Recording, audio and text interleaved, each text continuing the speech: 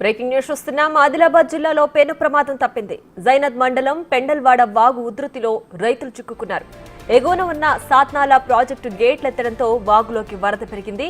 విషయం తెలియని రైతులు ఎప్పటిలాగే ఎడ్ల బండితో వాగు దాటుతుండగా వరద పెరిగింది.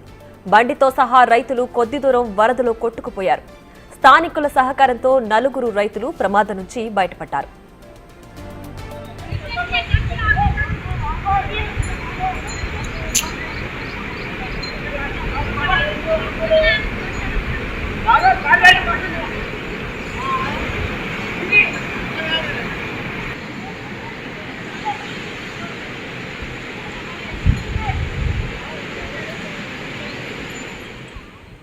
ఆదిలాబాద్ జిల్లాలో పెను ప్రమాదం తప్పింది.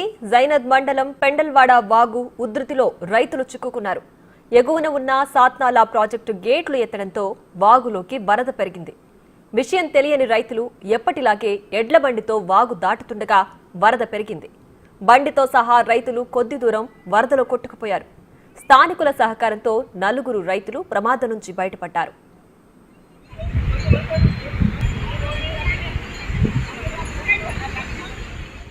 మరింత సమాచారం మా ప్రతినిధి సాయిలు ఫోన్ లైన్ లో అందిస్తారు. సాయిలు, చెప్పండి, ప్రస్తుతం రైతుల పరిస్థితి ఏ విధంగా ఉంది? వాళ్లతో పాటు పశువులు కూడా ఉన్నాయి, వాటి పరిస్థితి ఏ విధంగా ఉంది?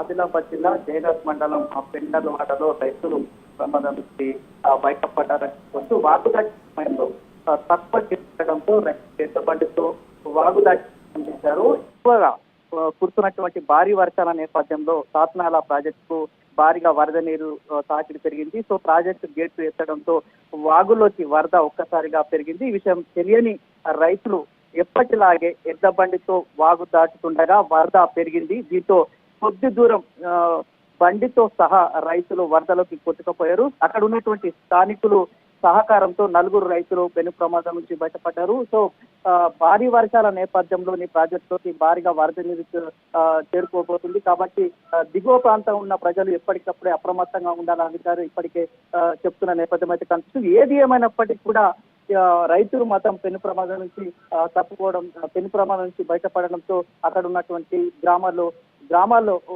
స్థానికులు ఊపిరి తీసుకున్నారు. Thanks for the updates.